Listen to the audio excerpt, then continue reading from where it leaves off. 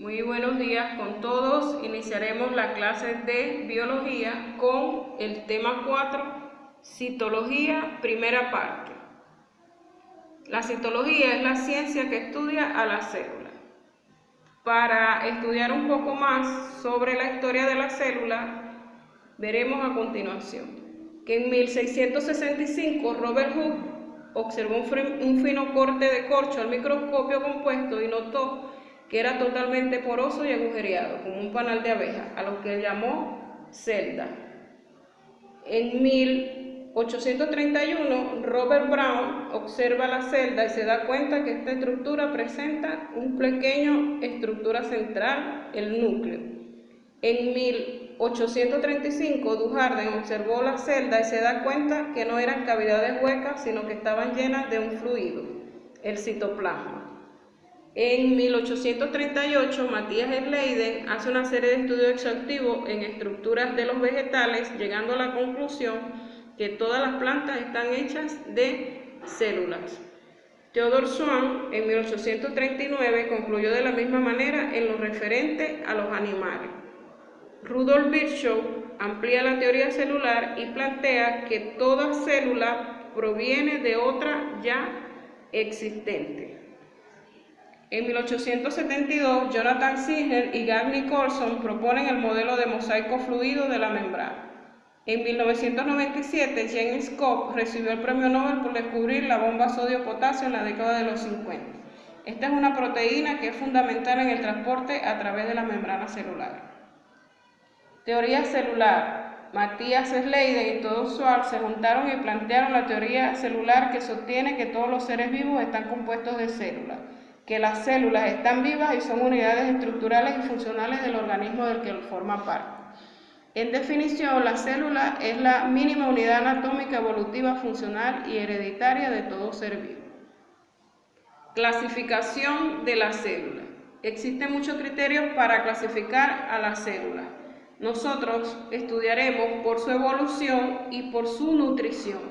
Por su evolución pueden ser procariotas o eucariotas. Las células procariotas son las primeras células que aparecieron, no presentan carioteca y su ADN está en el citoplasma. Su ADN es circular y desnudo, presentan organelas solamente a los ribosomas, miden menos de 10 micras y se juntan formando colonias. Estas células hasta ahora existen y son el reino Monera, las bacterias y las cianobacterias. Las eucariotas provienen de algunas células procariotas que evolucionaron, presentan carioteca en su ADN y está fundamental dentro del núcleo. El ADN es alargado con histona, presentan todas las organelas, incluyendo los ribosomas, miden más de 10 micras y se juntan para formar tejido. Estas células hasta ahora existen en el reino protista, el reino fungi, el reino plantae y el reino animal.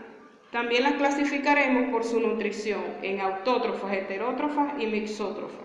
Las autótrofas son las que sintetizan su propio alimento. Las heterótrofas son las que consumen los alimentos sintetizados por las autótrofas. Y las mixótrofas son células de acuerdo a las circunstancias de su vida, realizan síntesis o consumo de alimentos. Estructura de la célula eucariota. De afuera hacia adentro vamos a encontrar a las envolturas, a la membrana, al citoplasma y al núcleo. La envoltura. Una de las primeras envolturas es la pared celular. La pared celular son agregados supramolares de constitución glucosídica y están presentes en las algas a manera de celulosa, en los hongos a manera de quitina y en los vegetales como hemicelulosa y celulosa. Estructura de la pared celular de los vegetales. Está formado por una laminilla media formada por pectato y oxalato de calcio. Una pared primaria formada básicamente de hemicelulosa. Una pared secundaria formada básicamente de celulosa. Y una pared terciaria formada por suberina, lignina, cutina, entre otros, y se encuentra sobre la pared secundaria. La función es proteger a la célula de la ruptura mecánica y osmótica en los tejidos vegetales jóvenes que mantienen la forma de la célula. Glucocálix. El glucocálix es un agregado supramolar de constitución glucolipoproteica, es decir, formada por glucolípidos, glucoproteínas y proteínas periféricas. Su función es controlar el crecimiento de las células y sirven como receptor de muchas hormonas, enzimas y como anticuerpos. Está ubicada en la monocapa externa de la membrana celular de animales y protozoarios. Membrana celular es un agregado supramolar heterogéneo de constitución fundamentalmente lipoproteica por lípidos y proteínas, flexible y semipermeable. Es más permeable al agua que a cualquier otra sustancia. Su estructura está formada por lípidos, proteínas y glúcidos. En los lípidos está formada por un 40%, por fosfolípidos que forman la capa lipídica en las membranas, por colesterol, que solo en la membrana de la célula animal, cuya función es regular la fluidez de la membrana, y los glucolípidos, que están formados por los lípidos y los glúcidos y se encuentran en la monocapa externa de la membrana. Proteínas en 52%. Las proteínas periféricas hidrosolubles toman contacto solo con las cabezas polares de la monocapa externa o interna de la membrana. Las proteínas integrales poseen porción hidrosoluble en contacto con la parte polar de la membrana. Y las glucolipoproteínas están formadas por glúcidos y la proteína integral. Por glúcidos solamente en un 8%. Se encuentran en la monocapa externa de la membrana unidos a los lípidos, construyendo la parte más importante del glucocálix. Modelos de la membrana. Se plantearon varios modelos, entre ellos el modelo de Daniell-Dawson, que es una membrana con 3 capas, donde 2 capas son densas entre 2 nonámetros y cada una intermedia aproximadamente de 3.5 nonámetros. El modelo de unidad de membrana, propuesta por Robinson en 1959, según este modelo se interpretó que el modelo de Daniell y Dawson, visto al microscopio electrónico, que la zona central clara corresponde a las cadenas hidrocarbonadas de los lípidos y las 2 capas densas que los rodean son las proteínas que se encuentran en ambos lados. El modelo de mosaico fluido es el más aceptado, propuesto por Serge y Nicholson. Sostienen que los lípidos y proteínas integrales están dispuestos en una serie de organización tipo mosaico y que las membranas biológicas son las estructuras casi fluidas en las cuales tanto los lípidos como las proteínas integrales pueden realizar movimientos de traslación dentro de la bicapa. Fisiología de la membrana. Compartimentalización. Separa a los medios intra del intracelular, manteniendo una composición diferente y controla el transporte de sustancias que deben ingresar o salir de la membrana. ¿Cómo se da este transporte de sustancias? Existen 2 tipos de transporte, que son el transporte activo y el transporte pasivo. El transporte pasivo no se gasta energía en forma de ATP, se da por difusión, que es el paso de sustancias de mayor a menor. Los tipos de difusión son ósmosis, diálisis y difusión. Los tipos de transporte pasivo son difusión simple, donde una sustancia pasa a favor del gradiente y puede ser por un poro fijo o por la bicapa lipídica.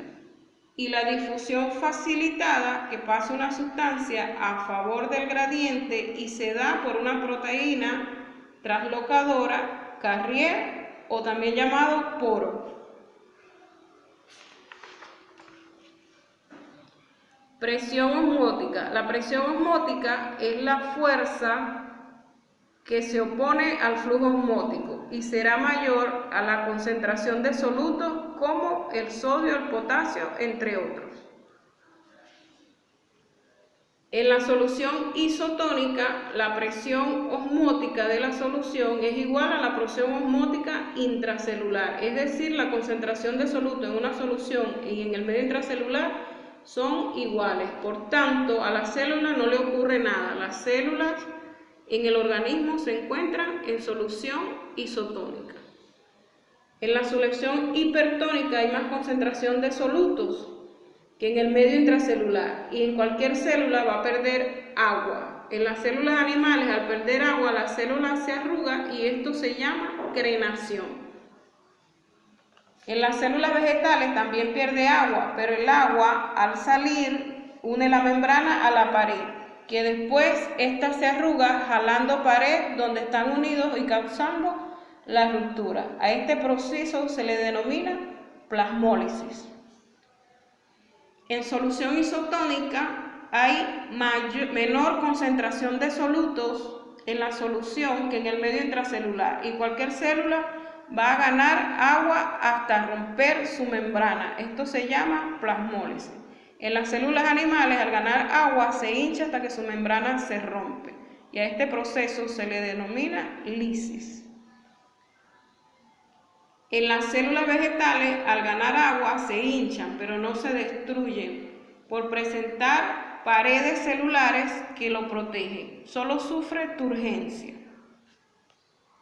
En resumen, la solución isotónica, hipertónica e hipotónica y la célula. En la isotónica no gana ni pierde agua, están iguales. En los animales no ocurre nada, en las vegetales no ocurre nada. En la hipertónica pierde agua, en los animales se llama crenación y en los vegetales se llama plasmólisis. Y la hipotónica gana agua, en los animales se llama lisis y en los vegetales se llama turgencia. Transporte activo. El transporte activo se gasta energía en forma de ATP, se da contra la gradiente de concentración, y cuando la masa pasa a transportar al exterior, la célula es muy grande. Los tipos, mediante bombas, se transporta en contra de la gradiente de concentración y generalmente en iones, como la bomba sodio y potasio, la bomba de calcio y la bomba yoduro.